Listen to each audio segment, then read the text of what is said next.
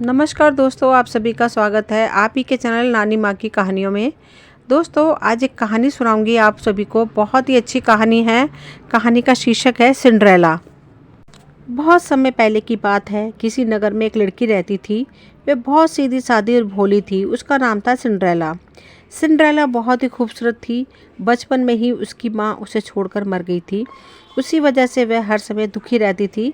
उसे अपने माँ की बहुत याद आती थी। उसकी माँ के मरने के बाद उसके पिता ने दूसरा विवाह कर लिया था। उसकी सौतेली माँ एकदम दुष्ट और क्रूर थी। वह सिंड्रेला से जलती थी और उसके साथ बहुत बुरा व्यवहार करती थी। उसकी दो सौतेली बहनें भी थीं। वह भी सिंड्रेला को पसंद नहीं करती थी। उसके साथ असभ्यता का व्यवहार करती थी। हर समय उसे जली कटी बातें सुनाती थी। सिंड्रेला सारा दिन घर के कामकाज में लगी रहती थी। उसे अपने घर का सारा काम करना पड़ता था। पूरे घर के बर्तन साफ करना, कपड़े धोना, खाना बनाना, ये सारा काम सिंड्रेला ही करती थी। और उस पर भी वह उसे बातें सुनाती थी। सिंड्रेला की सौतेली बहनें रोजाना आकर्षक कपड़े पहनती थी। हर समय वह स्वादिष्ट व्यंजन खाती थी और घर में आराम पूर्वक रहती थी, जबकि सिंड्रेला हर समय घर के कामकाज में लगी रहती थी। उसके कपड़े भी फटे पुराने रहते थे। बेचारी उन्हें ही पहनकर काम करती रहती थी। केवल शाम के समय ही उसे बैठने की थोड़ी फुर्सत मिलती थी। उस समय वह चूल्हे के पास आकर बैठ जाती और अपनी माँ को याद करके रोने लगती थी। सिंड्रेला जब अकेली होती अपनी बिल्ली से बातें करती रहती थी। वह बिल्ली सिंड्रेला ने ही पाली थी और वह सिंड्रेला से बहुत ज़्यादा प्यार करती थी और सिंड्रेला से हिल गई थी। हर समय वह बिल्ली सिंड्रेला के साथ रहती थी। काम करते समय भी वह बिल्ली से बातें करती रहती थी। बिल्ली ही उसका एकमात्र सहारा थी। एक दिन की बात थी। घर में बड़ा उत्साह था। सभी लोग बहुत खुश दिखाई दे रहे थे। सिंड्रेला की सौतेली माँ और उसकी दोनों बेटियां तैयार हो रही थी। सिंड्रेला की समझ में नहीं आ रहा था कि वह सज धज कर कहाँ जा रही हैं। वह चुपचाप उन्हें तैयार होते देख रही थी। उसकी इतनी हिम्मत नहीं थी कि वह उनसे पूछे कि वह इतना सज धज कर कहाँ जा रही हैं। तभी उनमें से एक उसकी बहन बोली, मैं तो यही साड़ी पहनकर जाऊंगी। देखना, इस साड़ी में राजकुमार मुझे बहुत पसंद करेगा। दूसरी बहन ने कहा, ठीक है, मैं भी अपनी जरी वाली कपड़े पहनूंगी। तुम देखना कि राजकुमार जब मुझे उन कपड़ों में देखेगा तो देखता ही रह जाएगा। सिंड्रेला ने भी राजा का ऐलान सुना था। उसका भी दिल चाह रहा था कि वह भी अपनी बहनों के साथ सज धज कर राजमहल में होने वाले जश्न में शामिल हो, मगर उसकी ऐसी किस्मत कहाँ थी। सिंड्रेला ने हसरत भरी निगाहों से उनके शानदार कपड़ों को देखा, लेकिन वो इतनी हिम्मत नहीं जुटा सकी कि वो उनसे साथ चलने के लिए कहती, क्योंकि वह जानती थी कि सब उसकी बातें सुनकर उसकी हंसी उड़ाएंगे। जब सब लोग जश्न में चले गए तो सिंड्रेला चूल्हे के पास आकर बैठ गई थी। उसको अपनी माँ की बहुत याद आ रही थी। वह बैठी बैठी रो रही थी। अचानक उसके कमरे के दरवाजे में एक चमकदार प्रकाश दिखाई दिया। उस प्रकाश को देखकर उसकी आंखें चौंधिया गई। उसने अपनी दोनों आंखें बंद कर ली थी। पूरा कमरा प्रकाश से जगमगा रहा था। कुछ देर पश्चात धीरे धीरे उसने जब अपनी आंखें खोली तो हैरान रह गई। उसे यकीन नहीं हो रहा था कि यह सपना है या हकीकत। उसने देखा कि उसके सामने एक परी खड़ी है। परी ने सफ़ेद कपड़े पहन रखे हैं। उसके हाथ में एक जादू की छड़ी थी और उसके सिर पर हीरे मोती से जड़ा एक मुकुट भी था। वह सिंड्रेला को देखकर मुस्कुरा रही थी। सिंड्रेला परी को आश्चर्य से देखती हुई बोली, तुम कौन हो और यहाँ क्यों आई हो? मैं परी हूँ, उसने बताया। मगर तुम यहाँ क्यों आई हो? मैंने तुम्हारा क्या बिगाड़ा है? उसने डरते डरते पूछा। डरो नहीं सिंड्रेला, मैं तुम्हें कोई नुकसान पहुँचाने नहीं आई हूँ, परी ने कहा। फिर? सिंड्रेला, मैं यहाँ तुम्हारी मदद करने के लिए आई हूँ, उसने मुस्कुराते हुए बताया। तुम्हें मेरा नाम कैसे मालूम हुआ? मैं तुम्हारे बारे में सब कुछ जानती हूँ और यह भी बता सकती हूँ कि तुम क्या चाहती हो। क्या? हाँ सिंड्रेला, मैं जानती हूँ कि तुम जश्न में जाना चाहती हो, परी ने बताया। उसकी बात सुनकर सिंड्रेला हैरान रह गई। तुम सोच क्यों रही हो?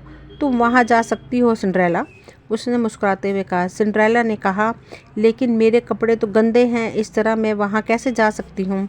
उसकी बात सुनकर परी मुस्कुराई और उसने अपनी जादू की छड़ी घुमाई। देखते देखते सिंड्रेला के कपड़े एकदम सुंदर और मूल्यवान वस्त्रों में बदल गए। सिंड्रेला यह देखकर हैरान रह गई। वह कभी अपने कपड़ों को देख रही थी तो कभी परी को।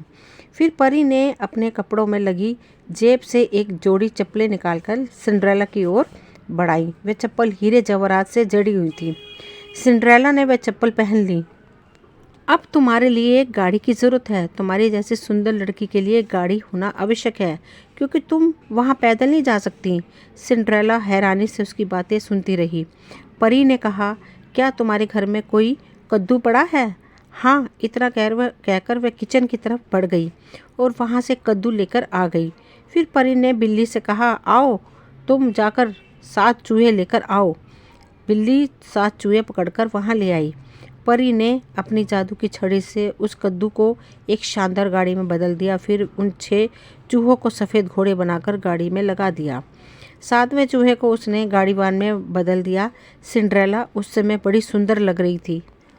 परी ने सिंड्रेला को देखकर कहा, जिस राजकुमार के जश्न में तुम जा रही हो वह तुम्हारी सुंदरता को देखकर बहुत खुश होगा और तुम्हें पसंद करेगा। सिंड्रेला परी की बात सुनकर शर्मा गई। वह मनी मन बहुत खुश हो रही थी। एक बात का ख्याल रखना सिंड्रेला, परी ने जाते जाते उसे हिदायत दी। किस बात का? तुम्हें 12 बजे से पहले ही वापस लौटकर आ जाना होगा, वरना तो तुम अपनी असली हालत में आ जाओगी। मैं वादा करती हूँ परी कि मैं 12 बजे से पहले ही वहाँ से लौट आऊँगी, उसने यकीन दिलाया। कुछ देर बाद ही वह राजमहल में पहुंच गई। जैसे ही सिंड्रेला वहां पहुंची, सब लोग उसकी तरफ देखने लगे। सभी लोग उसकी सुंदरता और महानता की तारीफ कर रहे थे। किसी को समझ ही नहीं आ रहा था कि वह कौन है और कहां से आई है। खुद सिंड्रेला की बहनें भी उसे आश्चर्य से देख रही थी। वह भी उसे पहचान नहीं पाई थी। राजकुमार भी सिंड्रेला को देखकर काफ़ी प्रभावित हुआ था। उसने इतनी सुंदर लड़की आज तक नहीं देखी थी। कुछ देर तक तो वह सिंड्रेला को अपलक निहारता रहा। फिर वो सिंड्रेला के पास गया और उसने उसके नाचने के लिए कहा। फिर वह दोनों हाथ पकड़कर काफ़ी देर तक नाचते रहे। सिंड्रेला को वहां आकर बहुत अच्छा लग रहा था। वह राजकुमार के साथ नाचने में इतनी मगन हो गई थी कि उसे समय का जरा भी अंदाज़ा नहीं हुआ था। तभी उसे 12 बजने का घंटा सुनाई पड़ा। फिर तो तुरंत राजकुमार की बाहों से निकलकर अपने घर की ओर दौड़ने लगी। 12 बजते ही वह बुरी तरह घबरा गई थी। उसे परी की बताई बात का जरा भी ख्याल नहीं आया था। जल्दी जल्दी भागने के चक्कर में उसके पैर की एक चप्पल वहीं रह गई थी। जल्दी जल्दी में उसने चप्पल की भी परवाह नहीं की थी। वह भागती हुई अपने घर की तरफ दौड़ रही थी। वह अपने भूल पर पछता रही थी। उधर राजकुमार को सिंड्रेला से प्यार हो गया था। उसने तुरंत वह जूता उठा लिया और अपने मंत्रियों को आदेश दिया कि वह जाकर उस लड़की का पता लगाएं जिस लड़की के पैर में वह फिट आ जाए। राजकुमार का आदेश पाते ही राजा के सैनिक वह जूता लेकर नगर में चल दिए। मंत्रियों ने भी सभी घरों में जाकर वह जूता हर लड़की को पहनाकर देखा, मगर किसी लड़की के पैर में भी वह जूता ठीक नहीं आया। हर लड़की ही उस जूते को पहनने की कोशिश करती थी, मगर वह जूता पहनने में असफल रहती थी। अंत में वह सैनिक जूते को लेकर सिंड्रेला के घर भी पहुंचे। उसकी सौतेली बहनें और माँ ने उस जूते को बहुत पहनने की कोशिश की, मगर वह जूता किसी के पैर में फिट नहीं आ रहा था। वह जानबूझकर उसमें पैर फंसाने की कोशिश कर रही थी, लेकिन उनका पैर उसमें नहीं आया। जब उनकी हर कोशिश बेकार हो गई तो सैनिक जूता लेकर जाने लगा। तभी उनकी नज़र सामने से आती सिंड्रेला पर पड़ी। उन्होंने उसे देखकर पूछा, ये लड़की कौन है?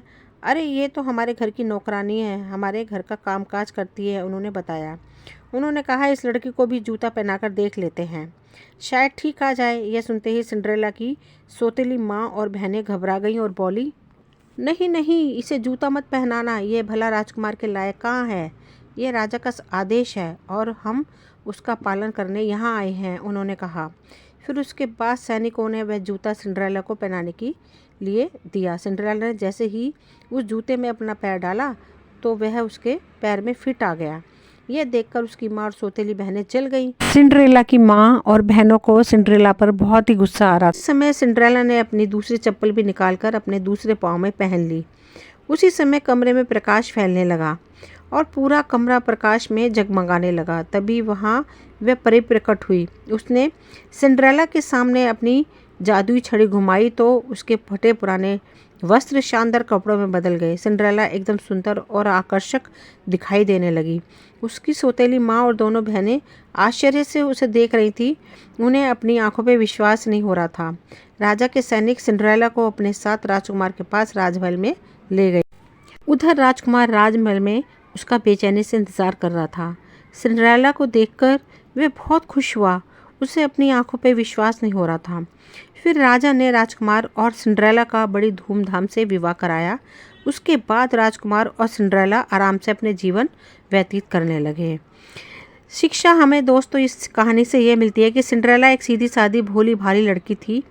सौतेली माँ और बहनों के जुल्म सहकर भी कुछ ना कहती थी, इसलिए परी उसकी सहायता के लिए आई और उसे राजमहल में भेजकर राजकुमार के साथ उसके विवाह का वातावरण बनवाया।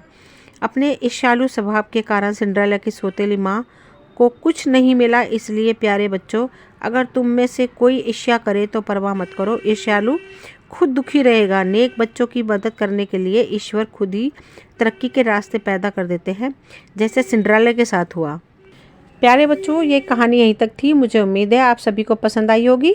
अगर पसंद आई हो तो प्लीज़ एक लाइक ज़रूर करना, ताकि आपको आगे भी ऐसी अच्छी कहानियाँ सुनने को